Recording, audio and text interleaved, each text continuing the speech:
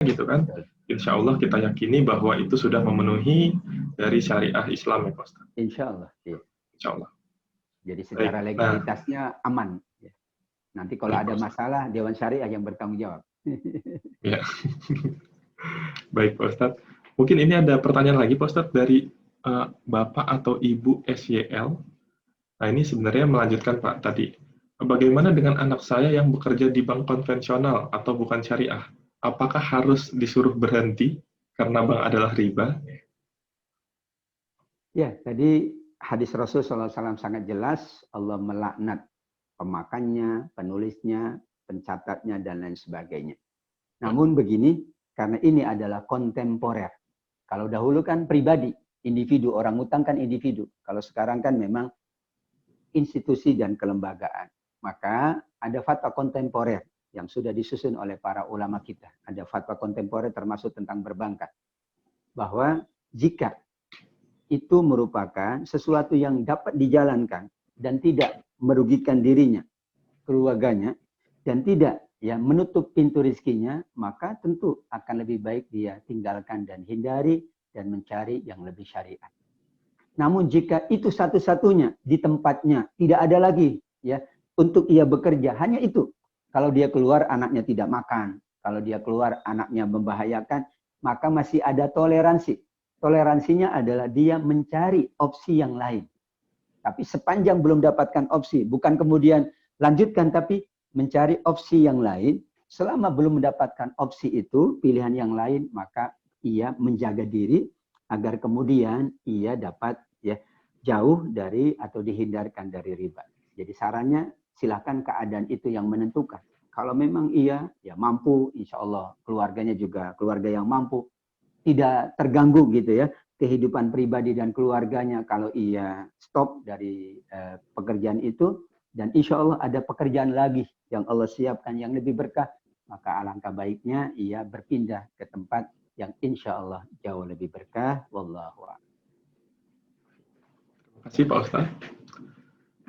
Kemudian ada pertanyaan lagi dari Bapak Gatut Subadio. Baik. Pertanyaannya, kalau saat ini masih bekerja di lembaga keuangan, salah satunya menginvestasikan dalam deposito untuk pembiayaan perumahan peserta penabung. Apa yang harus dilakukan Pak Ustadz? Apakah sebaiknya mundur atau meneruskan pekerjaan? Ya. Mungkin seperti yang tadi ya Pak Ustadz. Jadi yang dilihat itu adalah kelembagaannya atau institusinya. Oh iya, Seperti betul. sekolah syariat atau sekolah Islam, insya Allah semuanya berunsur Islam.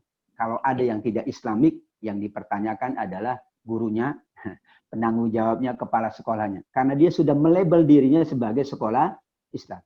Sama dengan lembaga atau lembaga keuangan. Kalau mereka sudah melabelkan lembaga keuangan syariah, maka kita sudah aman dan kita tenang. Karena kita tidak bisa lebih dari itu. Sudah cukup sampai di situ. Dan kalau dilabelkan adalah konvensional, maka otomatis semua yang terjadi di dalamnya adalah yang bersifat konvensional. Karenanya pilihannya tadi, jika memungkinkan tentu kita alihkan ke tempat yang lebih aman, lebih syar'i.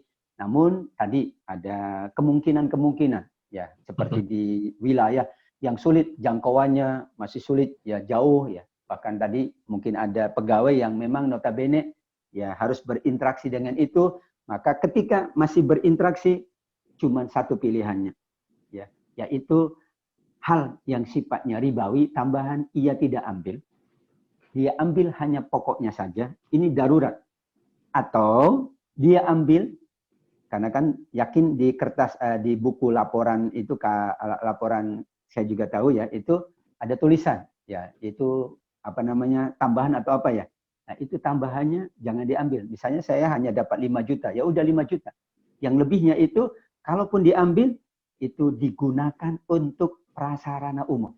Misalnya perbaikan jembatan atau penerangan di jalan. Jangan dimasukkan ke dalam mulut kita atau mulut keluarga kita karena nanti akan menjadi haram. Jangan pula untuk kegiatan ibadah, tapi gunakanlah Bapak Ibu untuk kegiatan sosial. Kalau itu tidak mungkin kita mengelak, ada beberapa wilayah, ya tentu kita bicarakan Indonesia ya, yang alhamdulillah.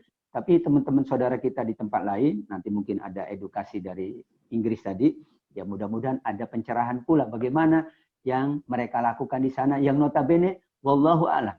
Kalau ada alhamdulillah, kalau tidak ada begitulah tata cara para ulama untuk memberikan jalan tengah. Sekarang tidak mungkin jalan kiri atau kanan. Sekarang umumnya jalan tengah. Karena jalan tengah itu adalah wasatiyah atau moderat. Karena kalau jalan kiri, jalan kanan, kita tidak kuat.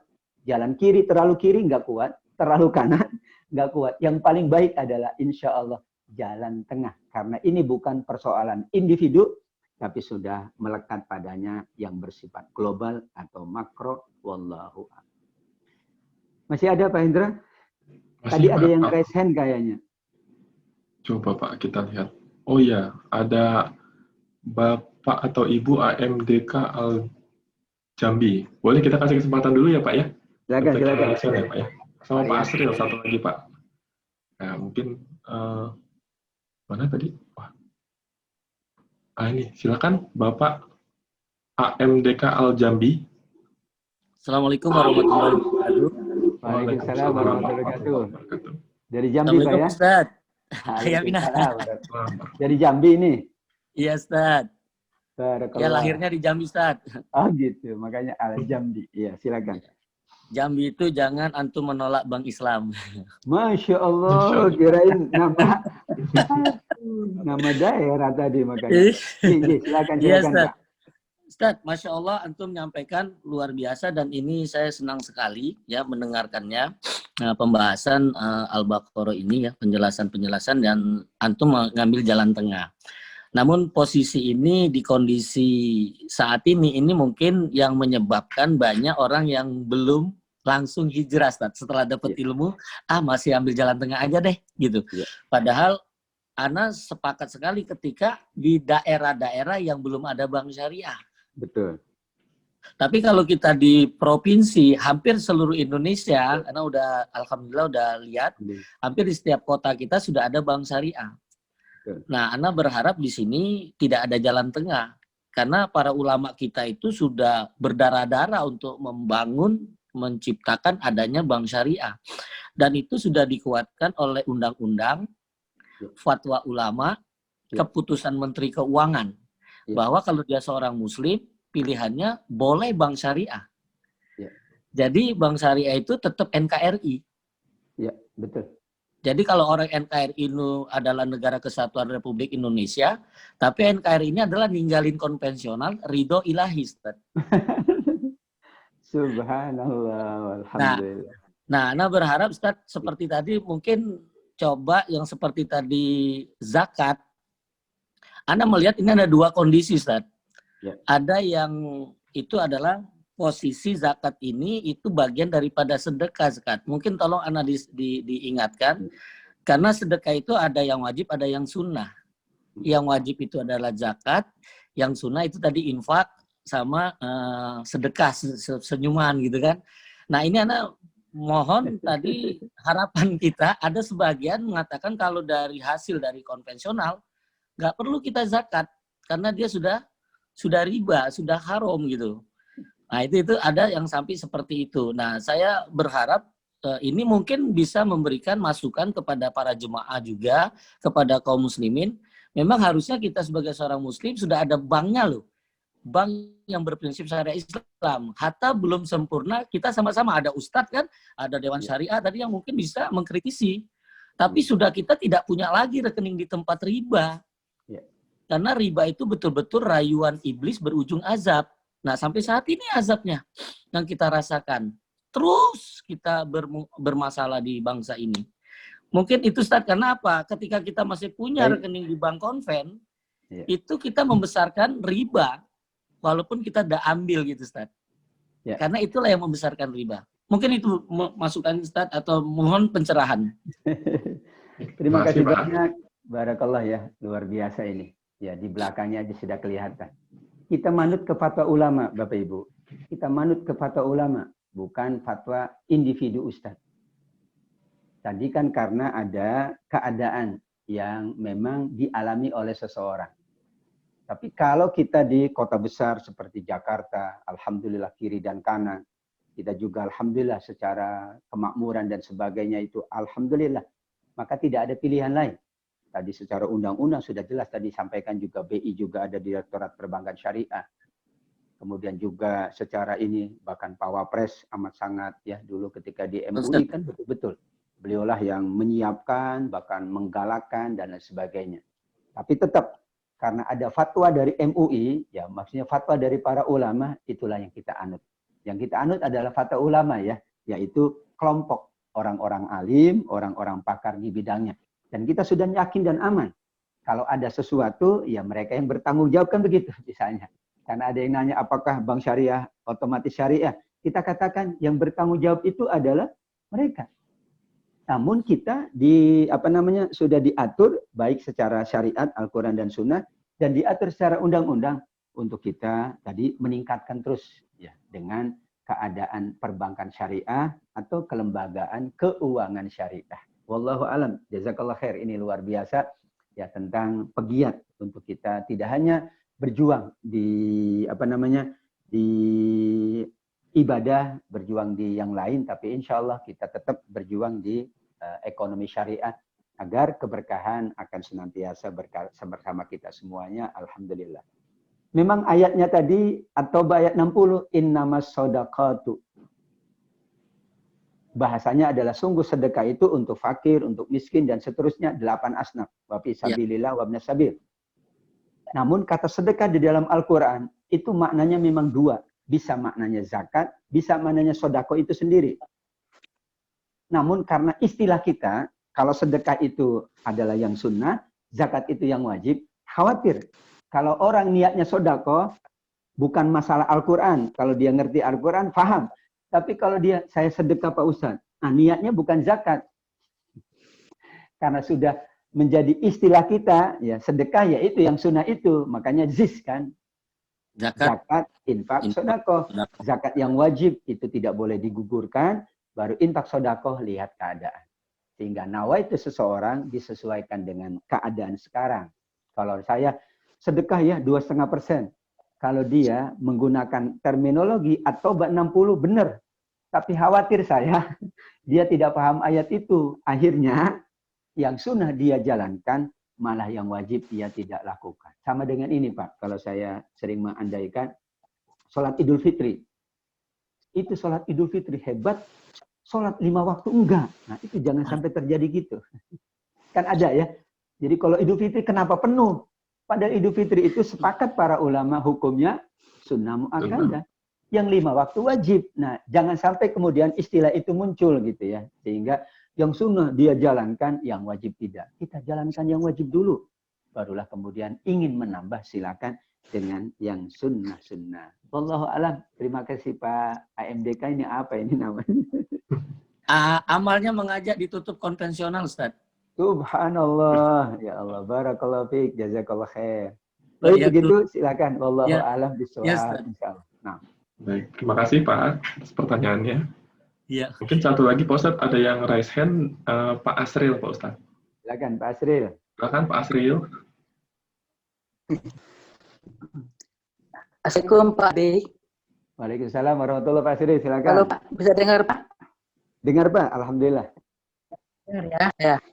Tabik punya 2 pertanyaan. Yang pertama, mungkin tadi saya ketinggalan mencatatnya. Fakir ada 6 sifat yang baru saya catat. Yang pertama al-waraq, yang kedua sering berpuasa, yang ketiga tidak meminta secara paksa, lalu yang keempat lima apa Pak? Lalu pertanyaan kedua, saudara-saudara kita yang tidak bisa berusaha karena pandemi, apakah kita bisa masuk ke kelompok fisabilillah? Terima kasih sebelumnya atas pencerahan Bapak. Wassalamualaikum warahmatullahi wabarakatuh. Waalaikumsalam. Waalaikumsalam warahmatullahi wabarakatuh. Terima kasih Pak Asri, saya diingatkan ini. Belum selesai ya. Kadang jadi membahas yang lain, ayat yang lain jadi ayat yang tadi kelupaan. Ya. Jadi yang ketiganya adalah orang yang bersabar. Fakir yang layak dibantu lebih dahulu adalah orang yang sabar. Karena ada fakir yang nggak sabar. Jadi mengeluh, ya selalu menyalahkan orang lain, itu kan fakir yang tidak sabar. Tapi ada fakir yang sabar. Sahabat Abu Dzar itu fakir, tapi sabarnya, Masya Allah. Bilal pun demikian. Maka kesabaran menjadi ciri orang fakir yang harus didahulukan untuk mendapatkan bantuan. Itu yang keempat. Yang kelima adalah yaitu orang yang selalu berusaha, ya, melakukan usaha padahal dia fakir. Jadi pagi dia keluar seperti disebutkan dalam hadis, seperti burung keluar dalam keadaan ya perut kosong, pulang dalam keadaan perut berisi. Ya. Jadi kefakirannya itu tidak menutup pintu usaha. Namun dia usaha terus, tapi itulah apa daya ya kita katakan pagi keluar belum tentu pulang itu dalam keadaan berisi. Tapi begitulah ciri yang disampaikan oleh Rasulullah SAW, seorang yang mulia itu yang selalu bekerja dengan tangan sendiri, meskipun ya ia harus ya bahasa kitanya 24 jam bekerja dan lain sebagainya. Itu fakir yang didahulukan. Karena ada yang fakir yang ya sudahlah, saya mah kayaknya nunggu aja. Nah, yang menunggu aja itu kategorinya berbeda tentunya. Nah, yang terakhir Pak Asril, bahwa seorang yang lebih didahulukan untuk mendapatkan bantuan infak kita adalah yang ada hubungan dengan keluarga atau kekerabatan. Kalau kita ada hubungan, itu yang lebih didahulukan. Sampai Rasul mengatakan, sedekah kamu untuk orang lain, pahala sedekah. Untuk keluargamu yang ada hubungan keturunan denganmu, pahala sedekah dan pahala silaturahim. Maka didahulukanlah mereka yang ada ikatan kekeluargaan dengan kita, yang betul-betul fakir. Ya, bukan mencari-cari, ini kan keluarga duluan, ternyata keluarganya yang mampu. Itu yang pertama, pertanyaan dari Pak Asril. Yang kedua, insya Allah bisa difahami Pak Asril? Ya, bisa Pak. Ya. Yang kedua adalah, apa tadi itu? Apa Pak Hendra tadi? Saudara kita bisa berusaha karena pandemi. Oh, apa iya. bisa dimasukkan kelompok sabilillah? Ya. Apa makna fi sabilillah? Tadi konteks ayat ini 273 ditambah Al-Hasyr ayat yang ke-8 adalah para sahabat yang berhijrah. Meninggalkan harta dan seluruhnya, namun karena perintah Allah ikut Rasulullah. Sekarang mereka yang dalam keadaan kesulitan karena pandemi, apakah termasuk fisabilillah?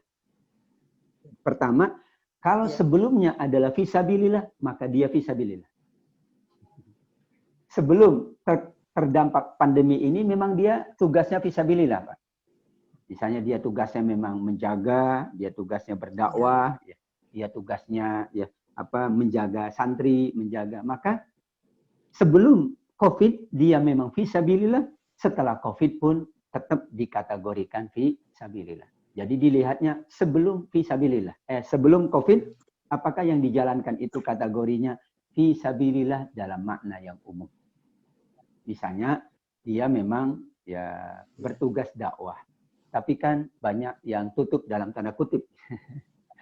Masjidnya banyak tutup, maka itu termasuk kategori terdampak fisabilillah. Tapi kalau sebelumnya tidak, itu bukan itu tugasnya, ya beda lagi, Pak.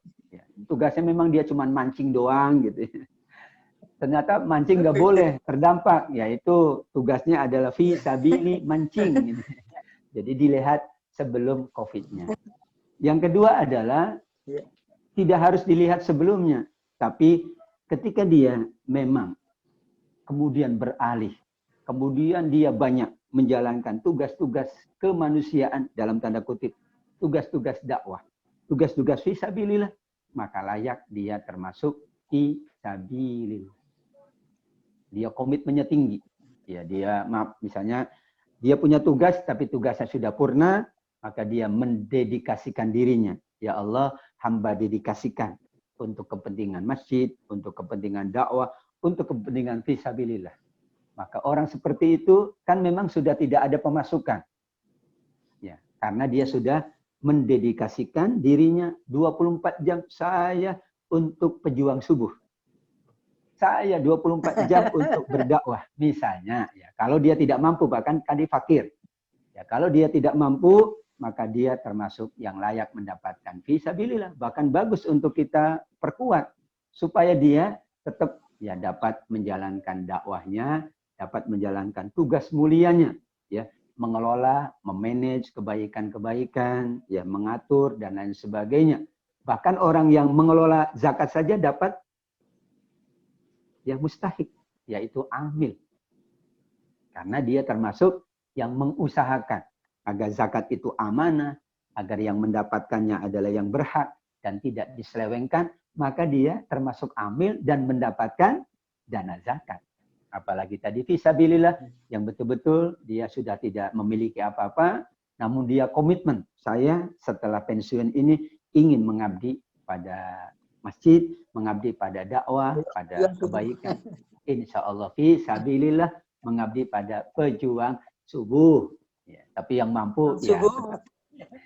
Kalau yang mampu tetap dia dapat menjalankan kehidupannya dengan baik. Tapi kan maaf, mungkin ada saudara-saudara kita yang betul-betul setelah purna, ya dia tidak seperti dahulu, maka ia dedikasikan. Seluruhnya adalah untuk kepentingan kebaikan, dakwah, dan sebagainya. Demikian Pak Asril, wallahu a'lam. Terima kasih banyak Bapak. Ya, sama-sama, mohon maaf. Terima Masih ada kasih, Pak Hendra Pak atau Asril. waktunya sudah habis? Ini kalau kita lihat Pak, nampaknya antusiasnya sangat-sangat luar biasa Pak dari jamaah Pak. Tapi Cuman mungkin waktunya ya. iya betul. Kalau satu lagi mungkin Pak Ustadz masih Boleh. cukup waktunya? Boleh. Yang Boleh, Pak penting Ustadz, yang ya? tadi yang dari Inggrisnya belum bergabung atau sudah? Pak Fadian mungkin? Sudah ada yang masuk, tapi boleh satu lagi Pak Hendra. Baik, silakan. Satu lagi Pak Fadian, Ustadz ya, dari mohon Inggris. izin. Nah ini sebenarnya karena ada beberapa juga nih Pak yang bertanya tentang ini. Baik. Jadi mungkin semoga bisa mewakili Bapak Ibu sekalian yang belum sempat terjawab pertanyaannya. Baik, ini pertanyaan dari Ibu Leni Haloho. Assalamualaikum warahmatullahi wabarakatuh, Pak Ustadz. Di kantor saya ada koperasi dan juga ada simpan pinjam. Menurut pengurus yang insya Allah seorang Ustadz juga bahwa semua caranya sudah secara Islam, tapi belum ada pengesahan bahwa itu syariah.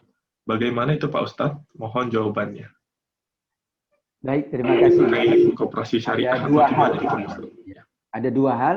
Yang pertama, kesyariahan itu dilihat dari akad dan tata kelola yang dijalankan. Apalagi tadi insya Allah yang bertanggung jawabnya ada, yaitu Ustadz. Karena tadi di bank syariah atau keuangan syariah yang bertanggung jawab Dewan Syariah, kan begitu ya. Karena kita tidak mungkin melakukan lebih dari itu. Yang kedua adalah tata kelola.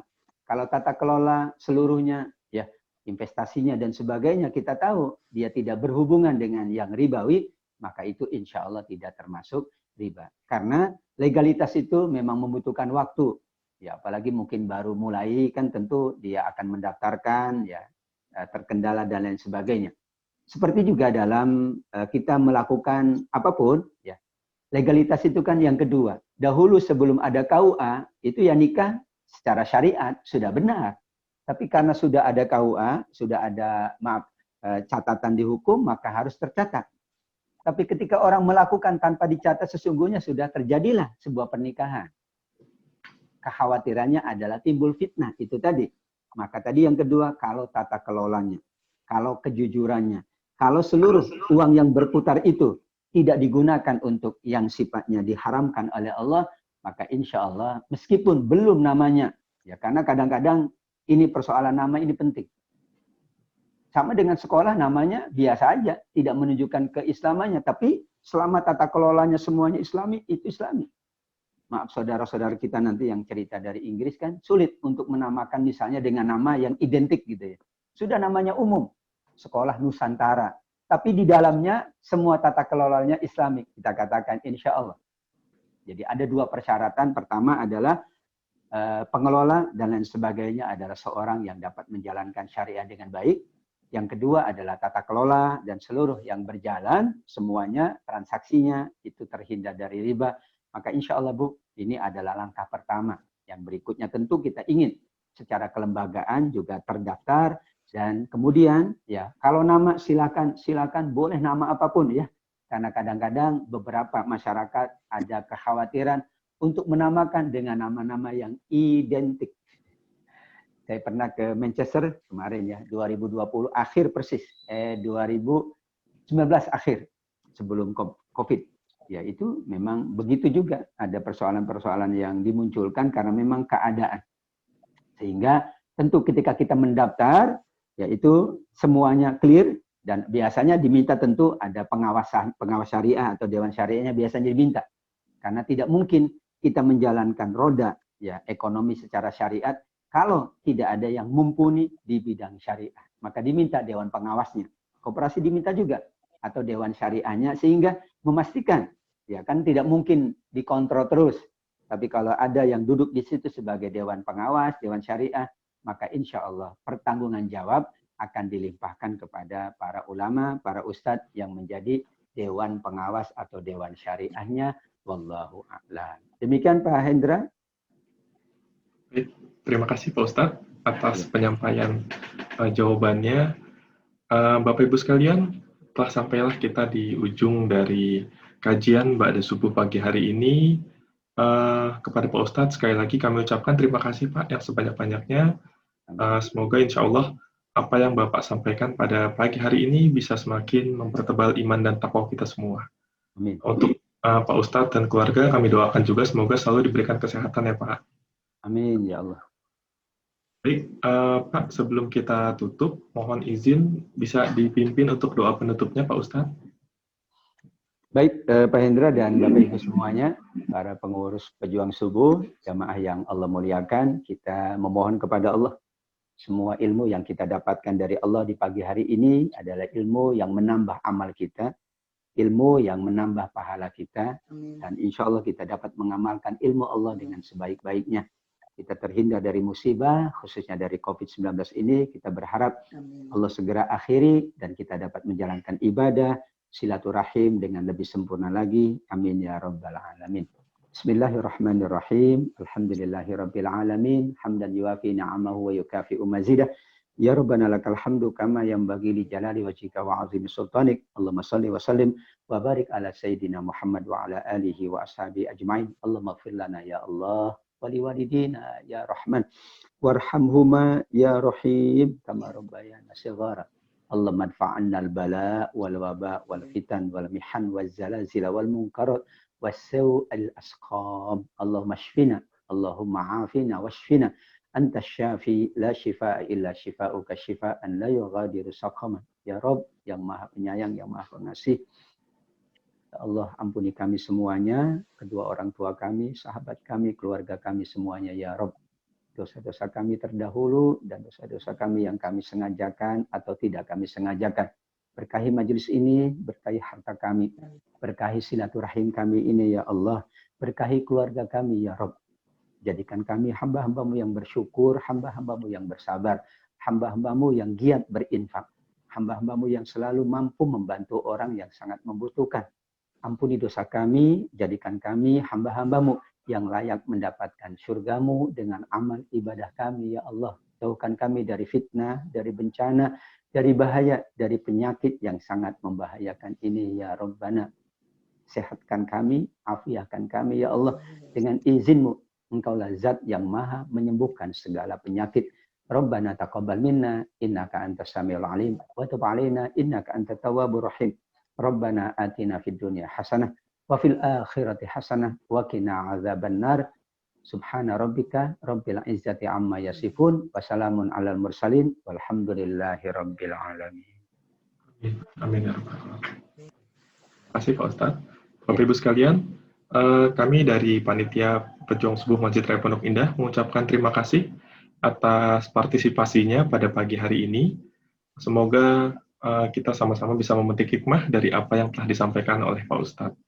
Kami juga mengucapkan mohon maaf yang sebesar-besarnya apabila dalam pelaksanaannya terdapat beberapa kekurangan dan juga apabila ada pertanyaan yang belum sempat bisa kami tanyakan.